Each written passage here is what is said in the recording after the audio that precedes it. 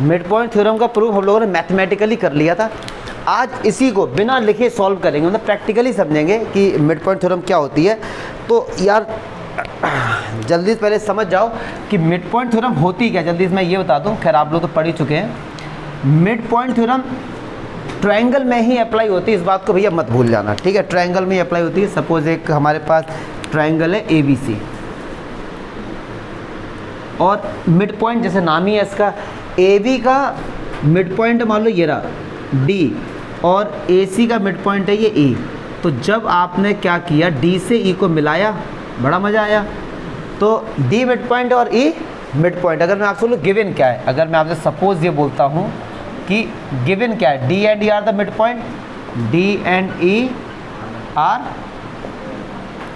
Mid points किस किस के हैं ये, AB एंड AC रेस्पेक्टिवली,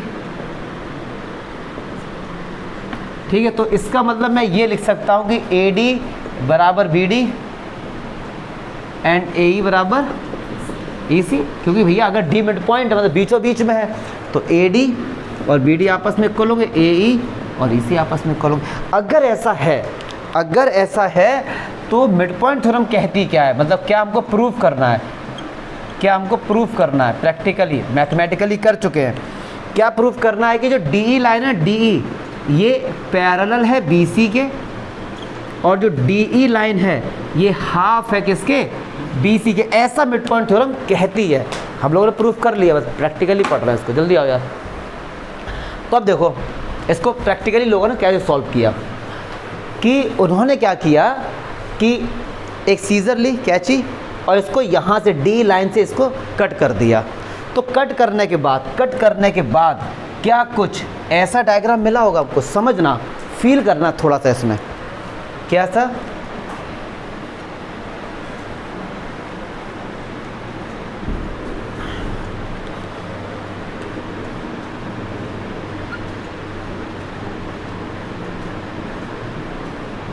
तो छोटा बड़ा ज़्यादा हो गया, उस पर मत जाना, जाओगे उस पर, समझ जाओगे ना, ठीक है। मतलब ये कहने का मतलब ये बराबर होने चाहिए थे, लेकिन चलो ठीक है। ये हमारा B हो गया और हमारा C हो गया। इस तरीके से मैंने क्या किया, इसको कट कर दिया। प्रैक्टिकल हो रहा है, प्रैक्टिकल होगा तो कट होगा। हमने कट करके इस तरीके से, ये थोड़ा छोटा बन गया है, बजट हमारा थोड़ा कम था, तो बजट पे नहीं जाएंगे, भावनाओं पे जाएंगे यार। देखो हमारी गरीबी का बेटा उड़ा लो मजा कभी।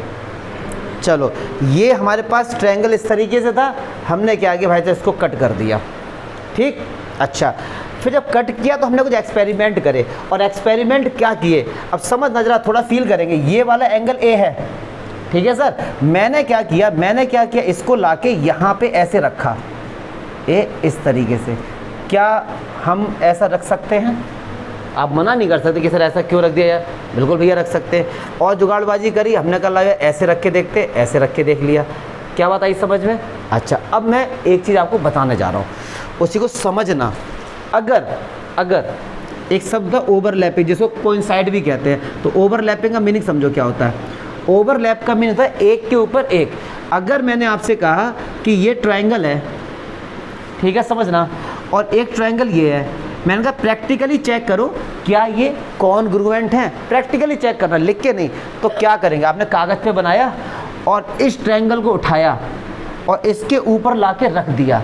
तो इसके ऊपर जब आपने लाके रखा तो आपको केवल एक ही ट्रायंगल फील हो रहा है कि ट्रायंगल एक ही है। इसका मीनिंग क्या हुआ कि जब ऊपर रखा तो ये ओवरलैप हो गया, मतलब उसको ढक लिया पूरा। तो ये एंगल आपस में क्या हो गए होंगे, ये एंगल आपस में क्या हो गए होंगे, इक्वल। ये भी ऐसी साइड भी आपस में क्या हो गई होंगी, इक्वल। तो ऐसे ही मैंने क्या किया भाई, सारे बच्चे समझेंगे जरा। ये हमारे पास ABCE है ऐसा, मैंने इसको कट किया और इसको कट करने के बाद मैंने ऐसे रखा। तो आप ये देख रहे होंगे, अगर मैं आपको ऐसे दिखाऊं तो केवल इतना देखो, क्या इसके पीछे कुछ भी दिख रहा है आपको? नहीं दिख रहा है। और इधर से क्या आपको रेड वाला दिख रहा है? नहीं। मतलब क्या हुआ कि इसने इसको एकदम ओवरलैप कर लिया। ओवरलैप कर लिया मतलब ये वाला जो एंगल आपस में क्या हो गए, यस और नो। और देखो ये ऐसे था, ठीक है, मैंने इसको यहाँ पे ला के रखा, तो क्या ये दोनों एंगल, E एंगल और ये C एंगल, इसके ये वाला जो था ना ट्रायंगल, ऐसे आ रहा था कुछ। मैं इसको ऐसे बना के दिखाता हूँ, ऐसे बना के, ये इस तरीके से आ रहा था। ये वाला जो ट्रायंगल जब मैंने यहाँ रखा तो ये वाला एंगल और जो C एंगल है क्या आपस में इक्वल नहीं हो गए? क्या मैं समझा पा रहा हूँ ये चीज़? ओवरलैप हो गया ना, ठीक है। तो ओवरलैप होने का मतलब ये वाला जो एंगल है ये इसकी क्या हो गया, क्लियर है। अगर ये इक्वल हो गया, क्या ये एंगल करस्पॉन्डेंस नहीं है? अरे पानी पिलाओ या मारो पीठ में से, कुछ करो यार, डरा रही है यार। सुनो, चल देखो, चलो वापस ये वाला एंगल इसके इक्वल हो गया प्रैक्टिकली, ठीक है सर। क्या ये दोनों एंगल करस्पॉन्डेंस नहीं है? करस्पॉन्डेंस क्या होता है? अगर दो लाइन है और कोई लाइन को कट कर रही है, ये दोनों एंगल क्या होते हैं? करस्पॉन्डेंस। और अगर करस्पॉन्डेंस एंगल बराबर हो गए तो ये लाइन आपस में क्या होंगी? चैप्टर 6 में यही पढ़ा है हमने। अगर करस्पॉन्डिंग एंगल्स या अल्टरनेट एंगल्स आपस में बराबर हो गए तो वो दोनों लाइन आपस में क्या होती है? पैरेलल। तो भैया डी हमने पैरेलल किसके कर दी? एक चीज प्रूफ हो गई, पक्की बात है सर, ठीक है। ये प्रैक्टिकली हो रहा है? नहीं गौरी छोड़ दे यार, चलो आ जाओ बेटा। अब दूसरी चीज है, दूसरी चीज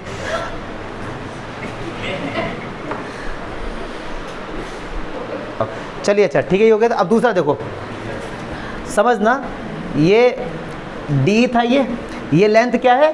डी। मैंने क्या किया जी, इसको यहाँ पे रखा, इसको यहाँ पे ला के रखा। क्या बात समझ गए आप लोग? ओवरलैप हो गया एकदम, ठीक है। मैंने क्या किया, जब ये ओवरलैप हो गया तो मैंने यहाँ पे एक पॉइंट लगा दिया कि भैया ये यहाँ तक आ रही है। फिर इसको मैंने उठाया, फिर मैंने इसको यहाँ रखा, तो देख रहे हो आप एकदम बराबर आ रही है इसके, किसके? BC के। मतलब DE लेंथ जो है वो BC पे रखने पे 2 बार आ रही है, तो इसका मतलब D इसकी क्या है जी? हाफ है, समझो ना। मान लो DE, मैंने ये लेंथ D है ना, मैं DE मैंने इसको BC के ऊपर रखा, अभी रखा मैंने BC के ऊपर, फिर मैंने टिक लगा लिया, यहाँ पे आ रहा है, फिर मैंने दोबारा रखा, एकदम दोबारा रखते ही पूरी BC लेंथ कवर हो गई। तो क्या मैं ये बोल सकता हूँ DE को मैंने 2 बार ऐड किया तो क्या निकल के आया? BC निकल के आया। तो DD बराबर, तो D बराबर, तो this is your mid point theorem proof using practical math. मतलब हम लोग प्रैक्टिकली, लिखा कुछ नहीं है, केवल प्रैक्टिकली हम लोगों ने कर लिया। और तो खैर इसमें ज़्यादा कुछ नहीं बताना है, ठीक है।